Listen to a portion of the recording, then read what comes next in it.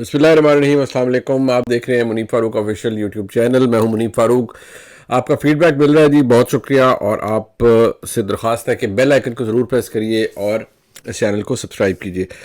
कुछ खबरें ज़रा आपके सामने रख देते हैं। एक तो आपको पता ही लग ही गया है कि अली नवाज़ अवान की गिरफ्तारी हुई है, लेकिन दिलचस्प बात यह है कि अली नवाज़ अवान साहब की गिरफ्तारी कैसे हुई है।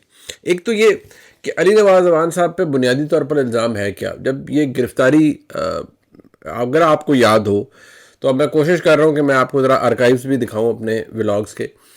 मैं आपको हमेशा कहता था कि गिरफ्तारियाँ होंगी और गिरफ्तारियाँ ऐसे होंगी कि मैंने एग्जैक्ट लफ्ज़ आपको बोले थे कि मुझे बताएगा कि यार ये यहाँ है, ये यहाँ है, ये अपने अपने वक्त पर सब गिरफ्तार होंगे। ऐसा नहीं कि कोई रेडार से बाहर है। इसके बाद की किसकी गिरफ्तारी है वो भी मैं आपको बताऊंगा थोड़ी देर में, या किसकी गिरफ्तारी के लिए क्या तरीक़ाकार ढूंढा जा रहा है, या कौन कितना दूर है गिरफ्तारी से।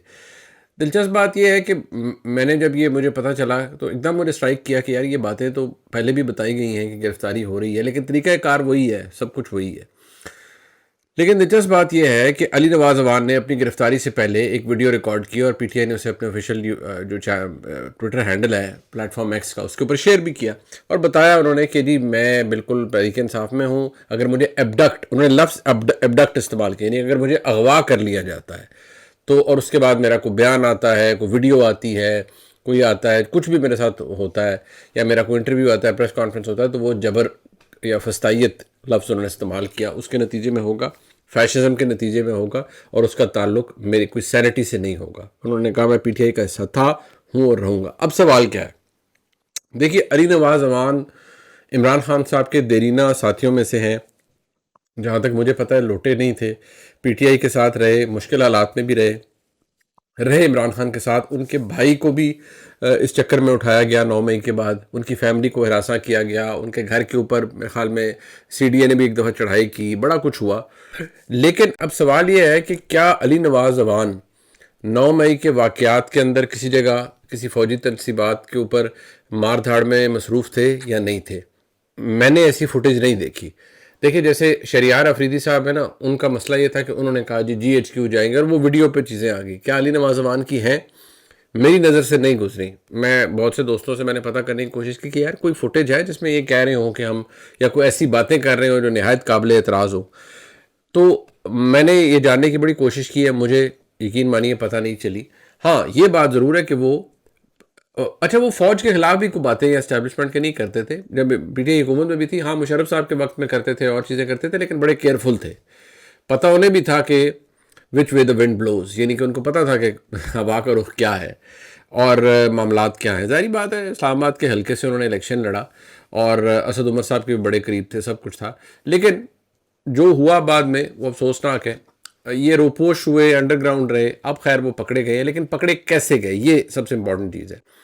तो मैंने जब पता करने की कोशिश की अपने ज़राए से, जैसे मैं हमेशा कहता हूँ हम सब कोशिश करते हैं जर्नलिस्ट, तो उनको ट्रैक किया गया डिवाइस से, मुतअद्दिद डिवाइसेस। ज़ाहिर बात है जो जो भाग रहा हो या जो छुपा हुआ हो वो डिवाइसेस ही इस्तेमाल करता है। डिवाइस कोई, अब वो पकड़े कैसे जाते हैं, वो IMEI नंबर से पकड़े जाते हैं, किसी इंटरनेट कनेक्शन से पता चल जाता है, कुछ हो जाता है, IP एड्रेस से कोई पकड़ा जाता है, कुछ हो जाता है, लेकिन पकड़े लोग ऐसे ही जाते हैं। ट्रैक ऐसे ही होते हैं, पहले सर्कल किया जाता है। मैं ये आपको वो बता रहा हूँ जो मुझे मैंने जब कोशिश की पता करने की, तो मुझे पहली दफ़ा जो बताया गया कि पहले एक बड़े इलाके को सर्कल किया जाता है कि यार ये इधर कहीं है, फिर उसको उसकी सर्कल जो है वो छोटा होता जाता है, फिर उसे नैरो डाउन यानी कि उसको लॉक किया जाता है किसी एक जगह पर कि यहाँ मुमकिन तौर पर ये हो सकते हैं या यहाँ हैं, फिर कंफर्म किया जाता है, फिर ऐसे होता है। इस तरह और भी लोगों को किया गया, फ़ारूक हबीब को ऐसे ही वो किया गया। बाद में आपको पता है सारे कहते नहीं हम तो सैर कर रहे थे, हम छुप गए थे, हम सोच में थे, किसी गहरी सोच में। कोई कहता है उस्मान डार कहते हैं मैं इधर चला गया था, मैं उधर चला गया था। ये सारी बातें हैं, सबको पता है सारे मेहमान कहाँ के बनते हैं। लेकिन बात वही है कि जो किया, अब वो डायरेक्टली किया या इमरान खान के बहस पे किया या इमरान खान का महज साथ देने की वजह से हो रहा है, तो सज़ा जज़ा का अमल तो जारी है, वो मिलेगी, माफ़ी कोई नहीं है। वो अपनी जगह मैंने आपको बता दी है। मुराद सईद साहब के बारे में मैंने कोशिश की कि मुराद सईद साहब क्या कर रहे हैं, वो किस जगह पर मौजूद हैं या उनके मामलात क्या हैं। تو مجھے میں نے کہا بڑی خبر چلی تھی پچھلے دنوں کہ مراد سعید صاحب پکڑے جانے لگے تھے اور وہ وہاں سے مفرور ہو گئے، پتہ لگے. تو مجھے دوبارہ بڑے کانفیڈنٹلی کسی بڑی بااثر شخصیت نے کہا کہ اور کہ مراد سعید ملک سے باہر نہیں ہے وہ ابھی پاکستان کے اندر ہی، لیکن وہ یہ ان کو پکڑنے کے لیے کوئی نئی پلاننگ ہے یا نیا طریقہ کار کو ڈھونڈا جا رہا ہے، ان کو بھی ٹریک ڈاؤن کیا جا رہا ہے، پتہ ہے کہ وہ کس ویسینٹی کے اندر ہے، تو ان کو ایونچولی وہ کہا جاتا ہے پکڑا جائے. ہاں، علی نواز امان پہ اتنا غصہ نہیں ہے جتنا مراد سعید صاحب کے اوپر ہے. یہ بات تو سینس وہ ہے جو ایز اے جرنلسٹ آپ کو پتہ لگتی ہے، یہ سینس مجھے پتہ لگ گئی ہے کہ علی نواز امان صاحب پہ اتنا غصہ نہیں ہے جتنا غصہ مراد سعید صاحب پہ، اور مراد سعید صاحب کو بھی شاید ایسے ہی گرفتار کیا جائے گا، اور آج نہیں کل، مطلب at the end of the day ہو جائے گا. میرے نزدیک یہ درست کام تو بالکل نہیں ہے. آج کسی نے کمنٹ کیا ہوا تھا کہ آپ 2018 کی بات کرتے ہیں تو ایسے حالات تو نہیں تھے. بالکل میں نہیں کہہ رہا، لیکن یہ ذہن میں رکھیں کہ تو میاں نواز شریف کی جماعت یا پی ایم ایل این یا پیپلز پارٹی نے کسی نے وہ کام نہیں کیا تھا جو پی ٹی آئی نے کروا ہو گیا، پی ٹی آئی سے ہو گیا، پی ٹی آئی کے گلے میں پڑ گیا. نہ ہی انہوں نے کوئی وہ سازشیں کی تھی جو پہلے ہو رہی تھی. سو یہ بات تو بڑی کلیئر ہے. اب ایک بات، شاہ محمود قریشی صاحب کا میں نے آپ کو پہلے بھی بتایا تھا کہ ان کا بیل کے اوپر فیصلہ ان کا ریزروڈ ہے، اور فرد جرم کے خلاف بھی فیصلہ ریزروڈ ہے. اب ٹیکنیکلی دیکھا جائے تو ان کی بیل ہونی چاہیے، لیکن اس کے چانسز نہیں ہیں. اگر عمران خان کی نہیں ہو رہی تو ان کی بھی نہیں ہوگی. یہ تو ایک بڑا اس کو بڑا سمپلیفائی کر رہے ہیں نا، لیکن نہیں. شاہ محمود قریشی صاحب کی بیل کے لیے بھی جب میں نے پتہ کرنے کی کوشش کی تو انہوں نے کہا بیل نہیں ہوگی، اور وہی ارینجمنٹ ہے کہ اگر بیل ہو گئی تو پھر اور معاملات تیار ہیں. ان کی صاحبزادی کا ٹویٹ موجود ہے، وہ کہہ رہی ہیں، اور ان کو سب کو پورے فیملی کو میرے خیال میں سب سے زیادہ انگزائٹی اس بات کی ہے. شاہ محمود قریشی صاحب کو بھی ہے کہ یار میں 2 دفعہ فارن منسٹر ہوں، مجھے اینٹی اسٹیٹ کیوں بنا رہے ہیں، میرے بارے میں ایسی باتیں کیوں کی جا رہی ہیں کہ میں نے ملک دشمنی کی ہے، میں نے ایسا سب کچھ کیا ہے. یہ نہیں ہونا چاہیے. اور میرے خیال میں اگر دیکھا جائے تو شاہ محمود قریشی صاحب کی کریڈیبلٹی اور ان کی پرسنالٹی اپنی جگہ، لیکن میں ان کو کسی صورت بھی نہیں سمجھتا کہ وہ خدا نخواستہ پاکستان کے خلاف ہیں یا انہوں نے کوئی ایسا کام کیا ہے جو کہ ملک کی مفاد کے اندر نہیں ہوگا. ٹھیک ہے، سیاسی ججمنٹس غلط ہو سکتی ہے، سیاسی انکلینیشن غلط ہو سکتی ہے، لیکن کم از کم مجھے ایسا نہیں لگتا، بلکہ ایسی بات مجھے لگتی ہے بھی نہیں. ہاں، اس معاملے کے اوپر ان سے غلطی ہو گئی، لیکن مجھے نہیں لگتا کہ کبھی بھی انہوں نے عمران خان صاحب کو یہ مشورہ دیا ہوگا کہ سائفر کو ذرا یوں لہرا بھی دیں اور اس کو ذرا جھوٹ موٹ کر کے توڑ موڑ بھی دیں. ہاں، یہ وہ بات ہے کہ جو آڈیو لیکس کے اندر معاملات سامنے آئے تھے، اس سے شاہ محمود قریشی صاحب جان چھڑا نہیں سکتے. یہ بات فیکٹ ہے. اب جناب میں آپ کو ایک اور بات بتاؤں، شاہ محمود قریشی صاحب کے ساتھ تو یہ ہو رہا ہے، لیکن کچھ لوگ جو چھوڑے ہیں نا پی ٹی آئی سے، وہ اب اور جماعتوں کو پیارے ہو رہے ہیں. جیسے غلام سرور صاحب، آئی پی پی نے انہیں اپنا لیا، وہ آئی پی پی میں آ گئے، بڑی خوشی کا اظہار کر رہے ہیں. جہانگیر ترین صاحب سے ملاقات ہوگی، ساروں سے ہو گئی جی، انہوں نے وہ گلے میں وہ پہن لیا جناب، سب کچھ بھی، اور سب کچھ ہو گیا. یہ لیکن کسی کو یاد ہے کہ یہ کتنا بڑا تحفہ ہے چوری غلام سرور صاحب؟ اور انہوں نے پاکستان میں پی آئی اے کا تو جو بیٹھا ہی بیٹھا، انہوں نے جو ہمارے پائلٹس کے ساتھ کیا on floor of the house, انہوں نے پورے دنیا میں پاکستان کی جگہ سائی کروائی. اور مجھے حیرت ایسی ہو رہی ہے کہ بدنی لوگوں کی اتنی شارٹ ٹرم میموری ہے کہ ان کو بڑے ایسے لیا جا رہا ہے جیسے کوئی اوپر سے کوئی گفٹ آیا ہے، ڈیوائن گفٹ آیا ہے آئی پی پی کے لیے کہ جوہری غلام سرور صاحب آ گئے. ظاہری بات ہے، جوہری غلام سرور صاحب بھی پی ٹی آئی سے فارغ ہوئے، یا مطلب خود کا علیحدگی کا انہوں نے اعلان کیا، پھر بعد میں ان کو بھی یاترا کرنی پڑی، اس یاترا کے بعد پھر ظاہری بات ہے ڈرائی کلیننگ ہوئی اور اب وہ آئی پی پی میں آئے ہیں. بٹ سوال یہ ہے کہ کیا کسی کو پتہ ہے کہ ان کی نااہلی اور شیئر انکمپٹنس کی وجہ سے پاکستان کے پائلٹس کو کتنی ہزیمت کا سامنا کرنا پڑا؟ پوری دنیا میں آپ کی ایئر لائن انڈسٹری، آپ کے پائلٹس جو کہ پروفیشنلی ٹرینڈ ہیں، وہ مذاق بن کے رہ گئے.